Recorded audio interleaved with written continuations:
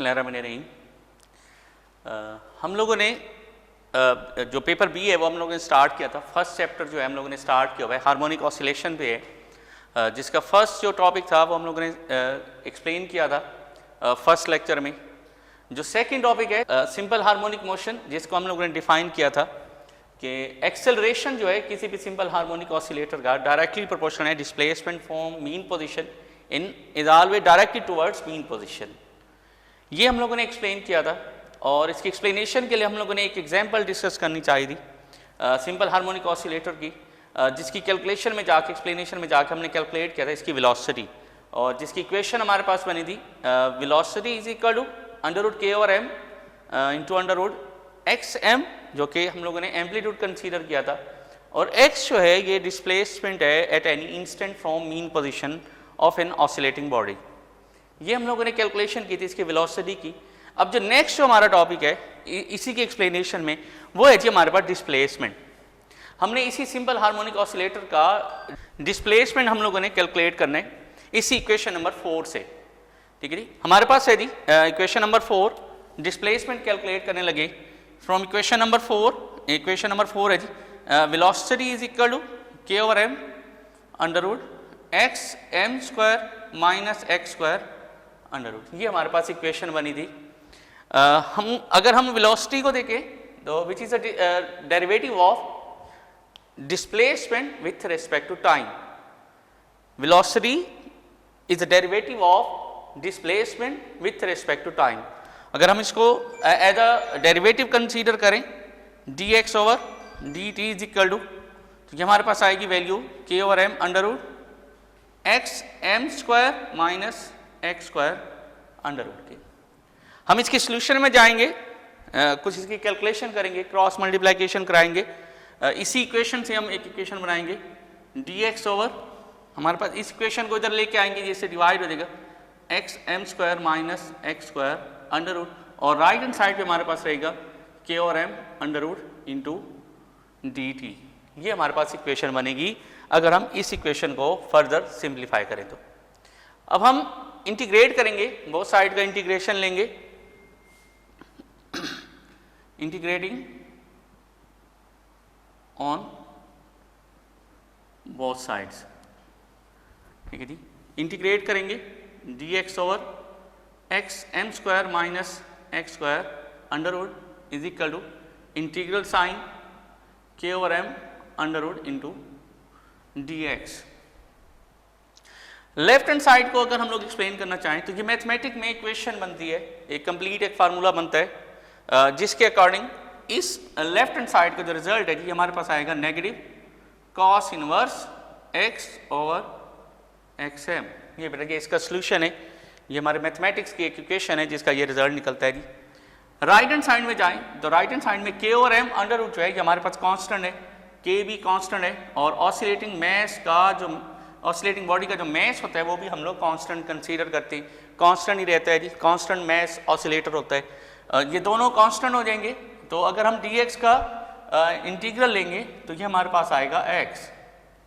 ठीक है जी, और प्लस इसके साथ कांस्टेंट आ जाएगा, लेट अस कंसीडर, हम इसको फाई कंसीडर कर लेते हैं।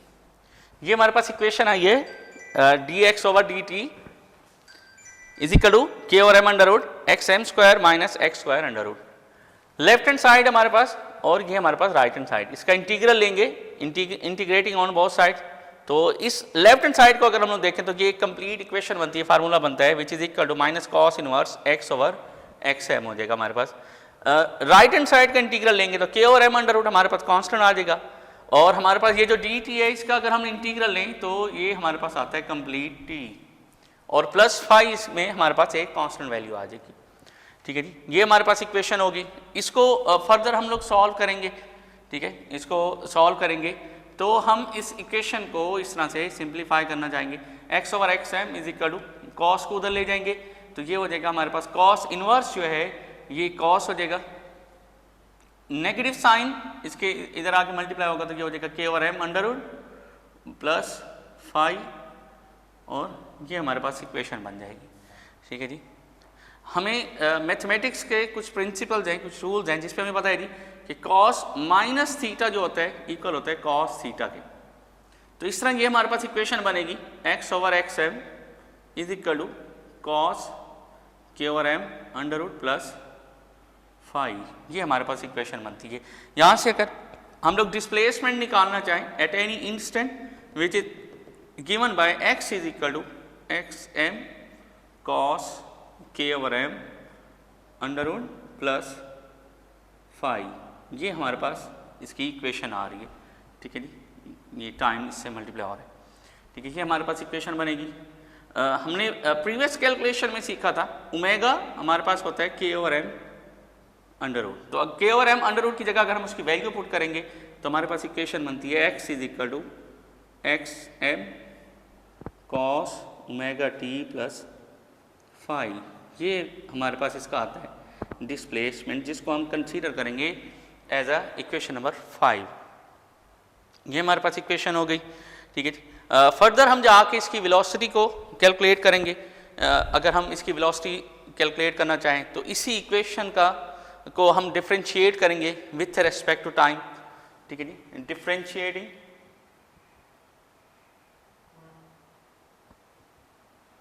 Equation 5 with respect to time, तो हमारे पास इक्वेशन बनेगी dx over dt is equal to d over dt into x m cos omega t plus five.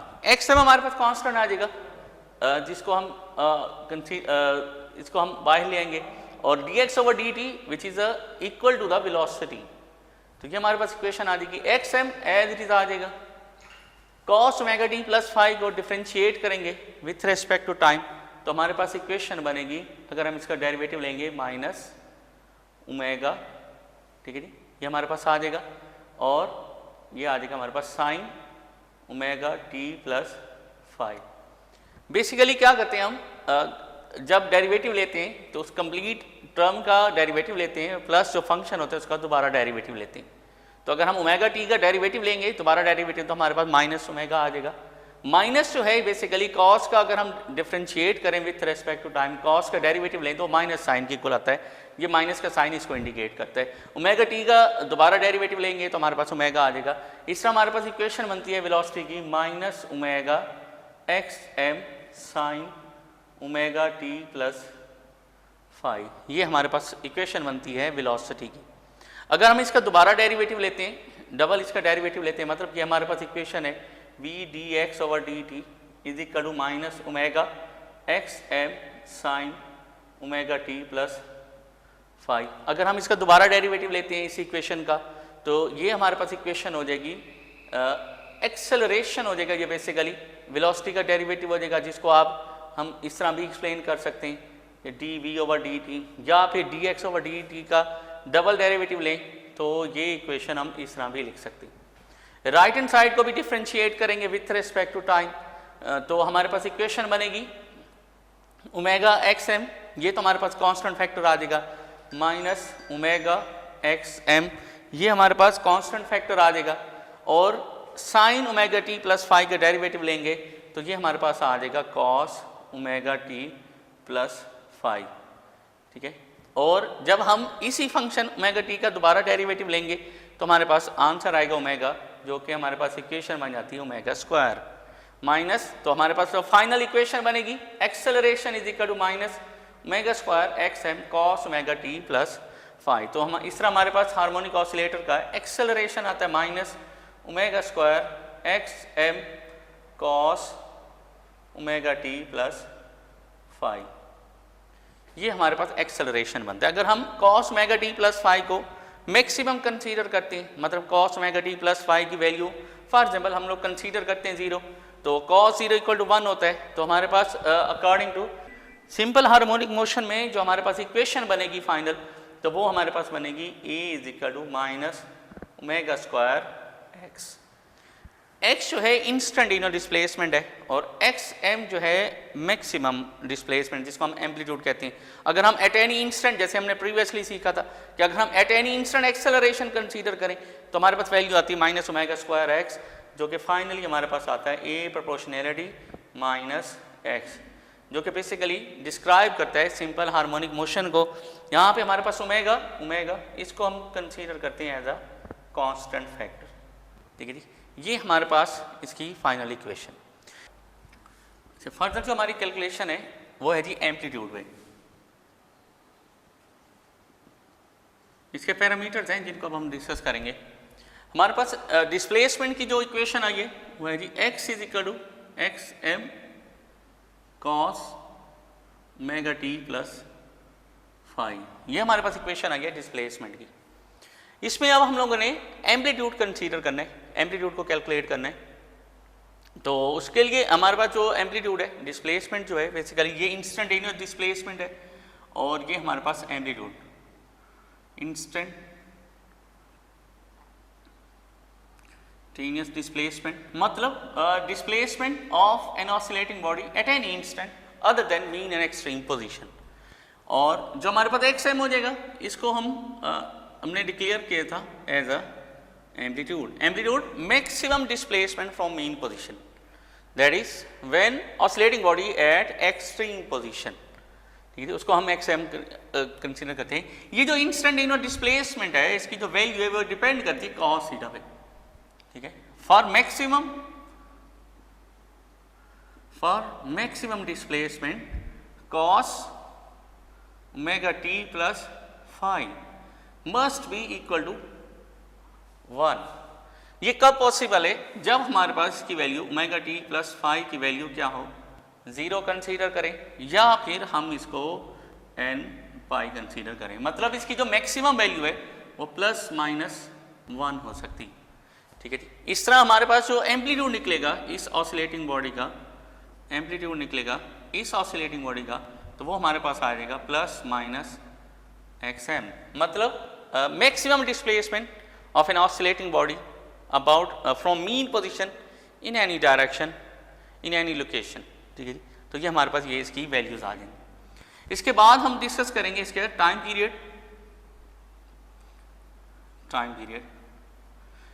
Need to complete one oscillation of oscillating body. किसी भी oscillator को या oscillating body को one round trip complete करने के लिए जो time required होता है उसको हम टाइम पीरियड कहते हैं। अगर हम इसको डिफाइन करना चाहें, time need to complete one round trip about mean position,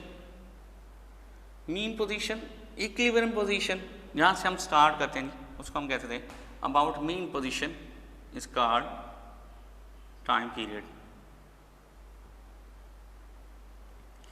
इसको हम डिनोट करते हैं कैपिटल टी से। It is denoted by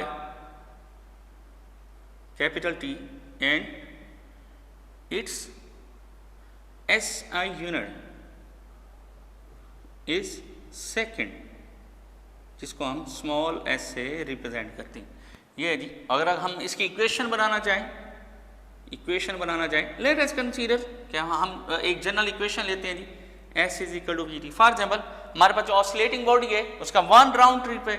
angular motion में अगर हम कंसीडर करें तो वन राउंड ट्रिप हमारे पास बनता है 2 पाई, और क्योंकि एंगुलर डिस्प्लेसमेंट ले रहे हैं तो वेलोसिटी या स्पीड हम एंगुलर कंसीडर करेंगे ओमेगा, और वन राउंड ट्रिप के लिए जो टाइम होगा वो हम टाइम पीरियड कंसीडर करेंगे। इस तरह हमारे पास जो टाइम पीरियड है इस ऑसिलेटिंग बॉडी का ये आ जाएगा हमारे पास 2 पाई बाय ओमेगा। और ओमेगा हम लोग डिस्क्राइब करके आ रहे हैं, omega is equal to K और M under root. Values put करें अगर हम लोग, T is equal to 2 pi K और M अंडर रूट, तो इक्वेशन हमारे पास बनेगी T is equal to 2 pi M over K under root. ये टाइम पीरियड है जी किसी भी ऑसिलेटिंग बॉडी का, हार्मोनिक ऑसिलेटर का, ये हमारे पास टाइम पीरियड। इसके फैक्टर्स जो हैं सिर्फ 2 फैक्टर्स हैं जी जिन पे ये डिपेंड करता है, हॉरिजॉन्टल या वर्टिकल मैस स्प्रिंग सिस्टम जिसको हम कंसीडर करेंगे एज अ ऑसिलेटर, तो उसका जो टाइम पीरियड है 2 फैक्टर्स पे डिपेंड करता है। इसमें सबसे पहले है जी मैस ऑफ बॉडी, वो बॉडी जिसको हमने स्प्रिंग के साथ अटैच किया हुआ है उसके मैस पे डिपेंड करता है। अगर हम मैस बढ़ा देंगे ऑब्वियस बात है टाइम पीरियड बढ़ जाएगा, और अगर मैस कम करते तो टाइम पीरियड कम हो जाएगा। सेकेंड जो इसका फैक्टर है वो है जी स्प्रिंग कांस्टेंट, जिसको हम के से रिप्रेजेंट करेंगे जी।